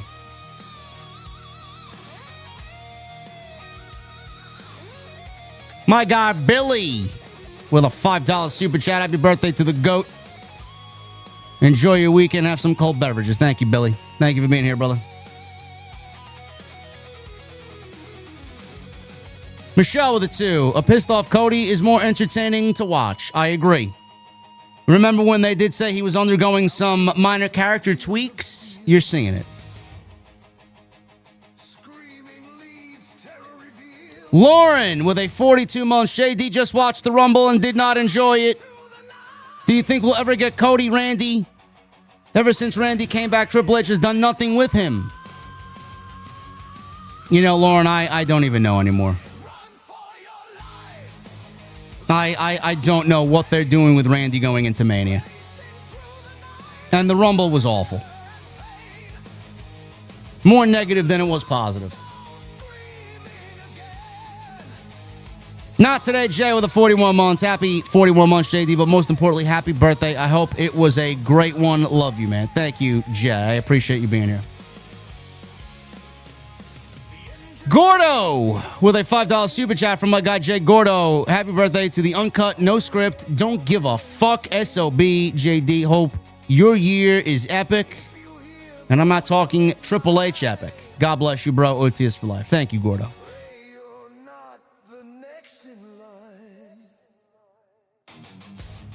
Boss Mo Jackson with the $1.99. Your favorite style of wrestling, OTS for life.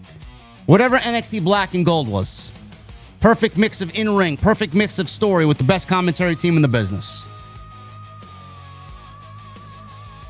Better Network with a $5 super chat. Happy birthday, JD. I want on me. If you get a chance to listen to AJ Styles' podcast, it's a good listen. If you can ignore Stephanie's laugh, it's bad. I'm sure Jason and I will talk about it on Tuesday. Haven't listened to it yet.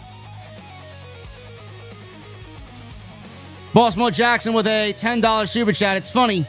Everyone doing Oba's walk dance. People are really getting into his character. Personally, it's refreshing to these shows.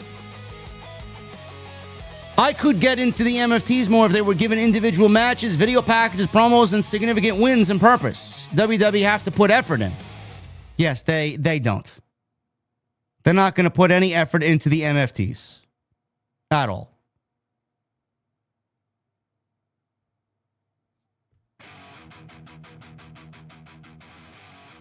Grants, 94 with a $2 super chat.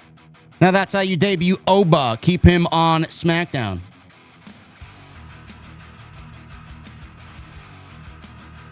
Boss Mo Jackson with the $4.99. WWE sucks at writing promos for their talent. Sound like they are rehearsing lines. The wording is unnatural. Like they writing for high school kids. Yeah, it depends on who you are. You're either talented at it or you're not.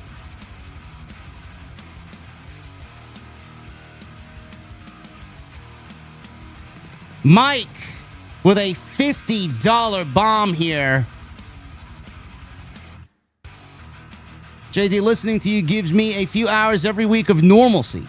My dad passed away last year. My mom is now in the hospital and may not make it. I'm sure I speak for others in that you help us get through tough times. Thanks, brother. Appreciate that, Mike. Thank you very much, man. I wish you nothing but the best in regards to your mother.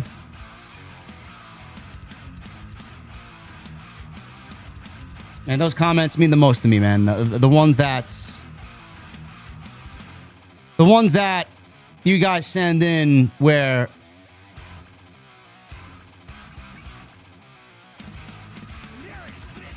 you find some escape in what we do here. I appreciate that, man. God bless. Michelle with a $5 super chat. Cody, Sammy, Fatu should be a good match next week, but I bet Drew causes it to end in a no contest. Slow burn to Cody getting Drew at Mania. Hashtag happy birthday. Thank you, Michelle. Ross with a $1.99. Ross 51983 with a $1.99. Happy birthday. I hope you have a great day. Thank you, Ross. Tribal Chief with a 2. Happy birthday, JD. OTS for life. Pow. Thank you, Tribal Chief. Survivor with a $6.99. Happy birthday, JD. Thank you, Survivor. Luca with a $5 super chat on behalf of El Ononico. Happy birthday, Mr. JD. Andale, andale, arriba. Thank you, Luca. For Illuminati, Cody versus Jacob versus Sammy for a qualifying match. All three of those guys should be in the chamber. Big oof to two of them. At least it's unpredictable. Mr. Premium with 3 months. Happy birthday, my friend. Don't drink all your liquor in one place. 2026 is going to be the best of the best of the best. God bless. Thank you, Premium. Fast Eddie with a $9.99. Happy birthday, JD. Much respect, brother. That new Alter Bridge album is a banger. I grew up listening to them. Mark Tremonti is a genius. One of the best that rips on the guitar. Talk about a genius. Tremonti is amazing. And the new album is fucking great. Love the new album. It's been in rotation since it came out. Glad I could open some eyes to Alter Bridge outside of the marks who don't know them besides Metalingus and the other side. El Fuen. This guy's coming in with 2,500 in Chilean pesos. Happy birthday, JD. On July, it's going to be 10 years since I begin hearing your podcast.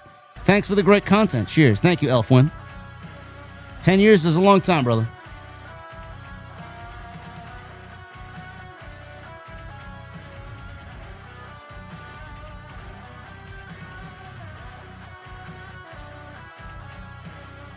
Mandreati with a $4.99. Happy birthday, JD. As someone who's trying to get into Alter Bridge because of you, which albums would you recommend the most?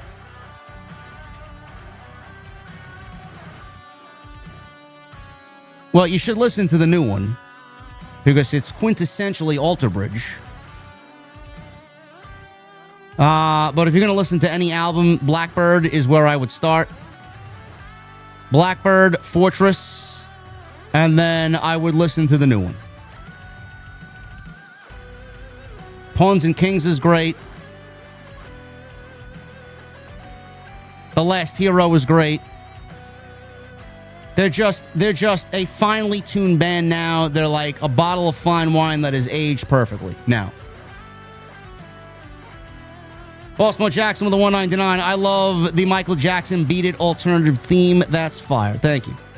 Jason Martinez with the $2 super chat. Happy birthday, JD. Have a great night tomorrow. Where did you find that Michael Jackson theme, JD? YouTube. Just look it up. Tony Brown with a $4.99. Happy birthday, my young friend. Enjoy your weekend. Tony Brown, thank you, brother. WrestleMess with a $9.99. Happy birthday. I turned 46 this past Monday. What was your earliest wrestling memory? Hogan and Mr. T at Mania for me.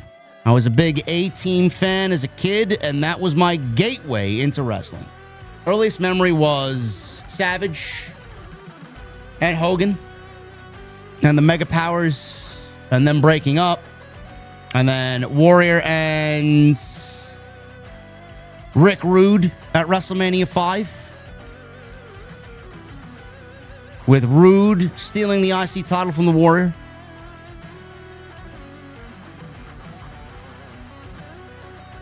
Slim with a 2 months. Happy birthday, JD. Hope you're sipping on something extra good tonight. That'll be tomorrow. That'll be tomorrow, man. The cold beverages will be tomorrow. Thank you, Slim. Cody Snyder with a $5 super chat. Happy birthday, JD. You're a crazy but metal motherfucker. Love you, dude. Cheers. Thank you, Cody.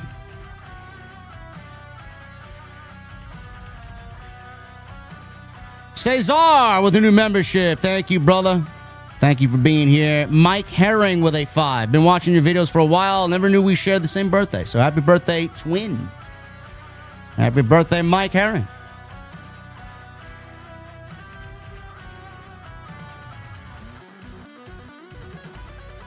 Frank with a $2 super chat. It's a new era. Enjoy the show. Happy birthday. Thank you, Frank. Grant 94. Happy birthday, JD. No stopping the very best. Nathan Branco with a $4.99. Happy birthday to my guy, JD 44. Still being funny and entertaining as hell. Truly one of the best. Thank you, Nathan. Michael Krause with the $2 super chat. JD famous quotes. This show sucks. LOL. It's plain and simple.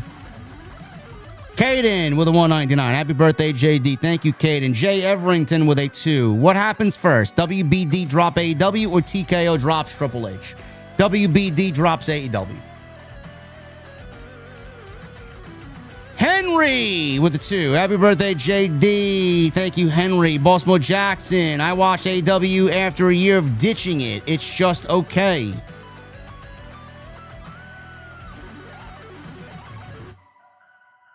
NM949 with a $2 super chat. Welcome to night 1. Cody vs. Drew. Lame promos.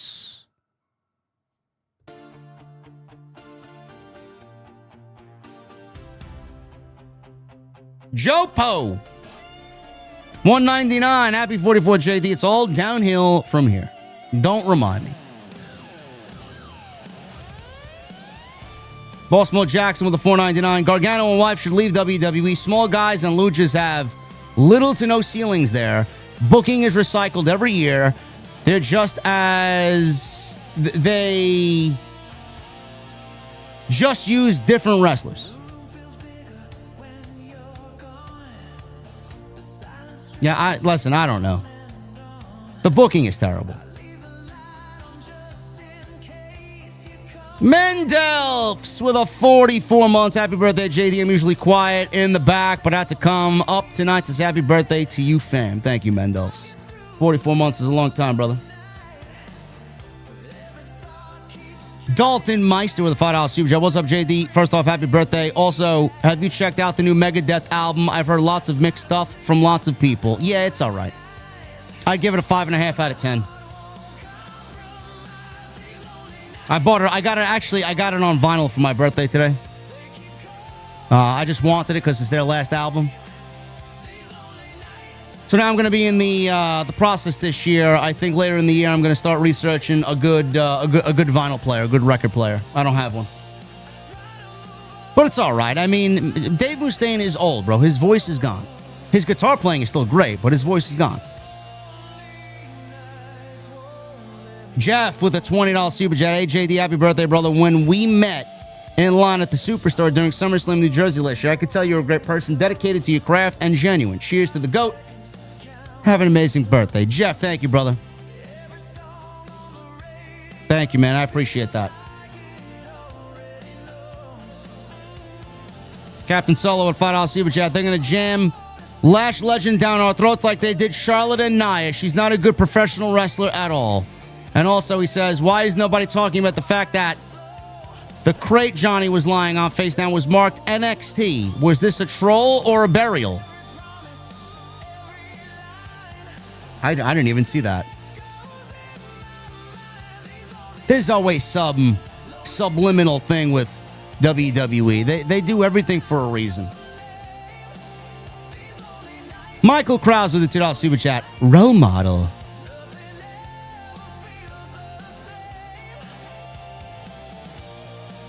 My guy, Hurricane. Look at this motherfucker. 66 months. 66 months. Tuned in for the 3 most dangerous letters in the IWC. OTS. Happy birthday, JD, you fucking beast. Thank you, brother. Thank you, man. Mac Daddy with a 5. A lesbian vampire is eating her girlfriend out. After she's finished, she says, same time next month.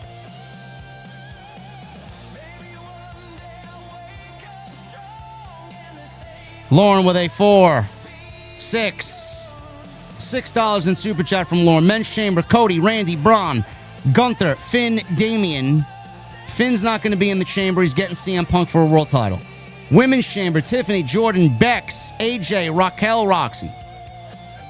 Heel, Charlotte, Bliss, Cody, Randy, Roman, Punk. I don't think Cody or Randy are going heel. Randy should be heel. I would prefer Cody. Punk and Roman not going heel. If I were to choose one or the other, I'm going Bliss to be the heel over Charlotte. Cesar with a $2 super chat. Hi, JD. Can we see Brock, Oba, Gunther in the chamber? No. None of them will be in the chamber. Omega Khan with a 47 months. Just finished DJing a wedding. Excited I'm 1 month away from the Mustang. Did I miss anything on SmackDown? You did not. You did not, man. Caden with 16 months. Loved the live. JD was at SmackDown. Sadly, I wished I saved my money, but this community made my night better. Do you call Ethan Page up after Stand and Deliver? I absolutely call Ethan Page up. And I guarantee you he's not going to be as good as he was in NXT.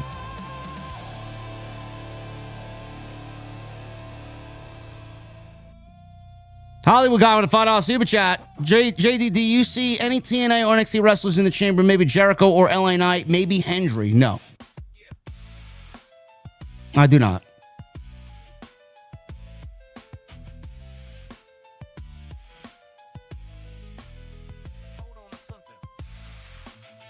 Faded upgrade with a Mexican pesos 200 in super chat. First of all, happy beer day. All the best. Great show as always. Greetings from Tijuana, Mexico. Shout out to Jason and Jesse as well. Thank you, Faded.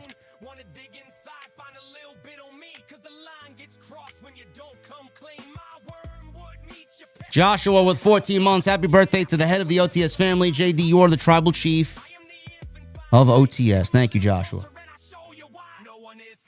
Omega Kong with $4.99. Oh, and another thing. Happy birthday, JD. Enjoy your day. Thank you, Omega.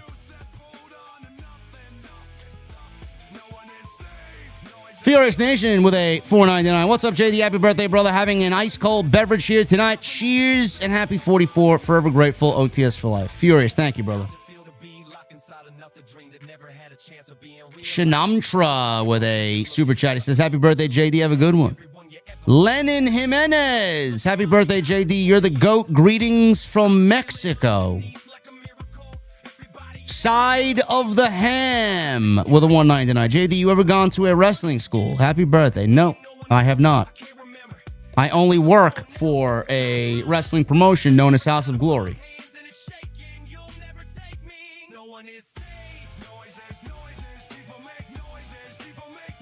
Furious Nation with a $4.99. If Punk vs. Balor 2 happens at the Chamber, would you book a WWE title match on the show? Also, Sammy, Jacob, Cody next week is very unpredictable.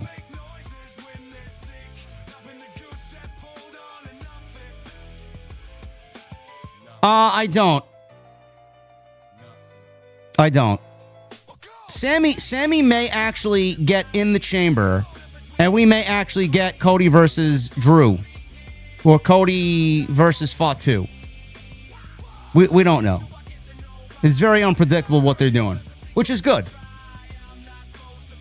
Lennon with a 20. Any news on Jericho? No. All I know is that Fozzie's touring up until a week before the chamber.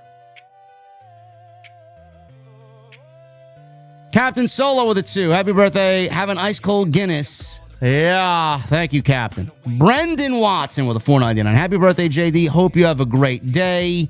Very thankful for all you are giving us. The absolute truth in the IWC. God bless. Thank you, Brendan.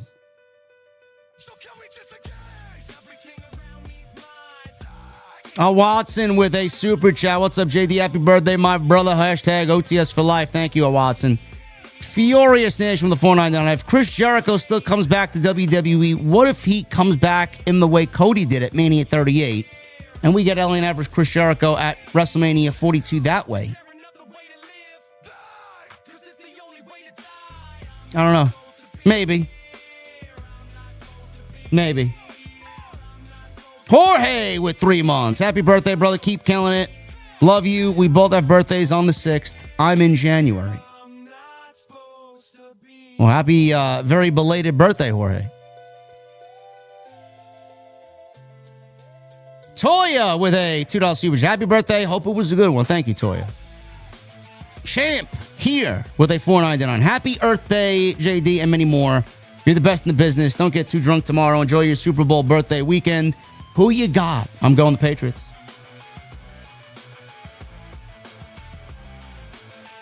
DJ 55 with a $1.99. MLB fan here, Arizona. Why Braves and been to a game? I've been to several at either Shea or City Field. And why Braves? Because I was a big David Justice guy. That's why. Got into card collecting, and David Justice was my first card worth anything back when I started collecting.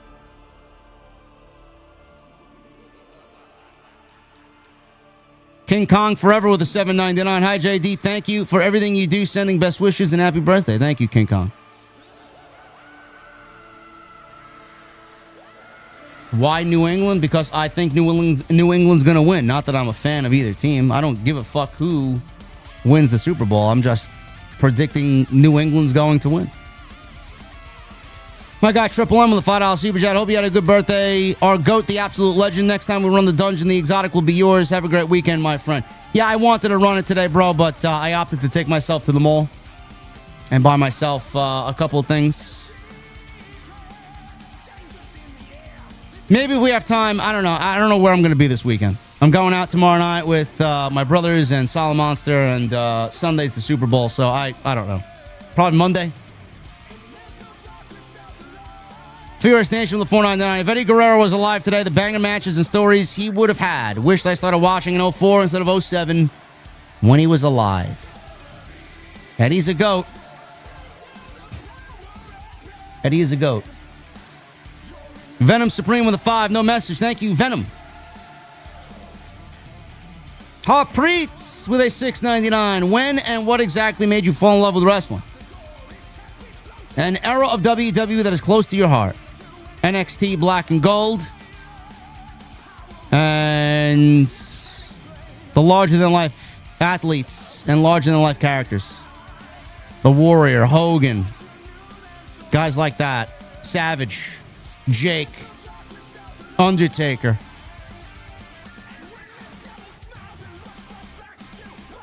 Theme Park and Things with 39 months. Congrats to Killer Cross on his new MLW Championship win. Much deserved. Really happy as a huge Cross fan. Good for him, man.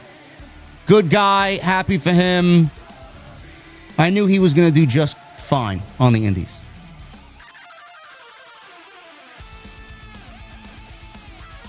Now we got a $5 super chat here from Venom Supreme. We'll end with this. This is Kal-El. From Kal-El to Senor JD, happy birthday. I still use Harry's because of you, bro. You know what? I still use Harry's. And Mustangs rule, and the Seahawks are going to beat the brakes off the Patriots. There you go. There you go. Thank you guys for a great stream, and thank you again for a lot of the birthday wishes, guys. You know, it's crazy, man. A lot of people that I know personally didn't even wish me a happy birthday, but you guys, I get more love from mostly you guys who I have never met in person. Some of you I met in person. Some of you most of you I have not. More love from you guys than the real people in my life. Honestly. 8580 podcast with a 199. Just off his resume is Del Rio Hall of Famer. No. Fuck Del Rio. Anyway, guys, I'm going to try and enjoy my night out with my brother Frank and my brother Michael tomorrow and Solid Monster. And thank you guys for the birthday wishes. I'm going to finish up here and get my ass to bed. But I want to thank you guys for a great stream. Thank you for all the support. You guys killed it. And we will be back. We will be back maybe on Sunday with some... maybe some content in the sub boxes on Sunday. I don't know. Depends on how I feel. We'll see. If not, you'll see me again live on Monday.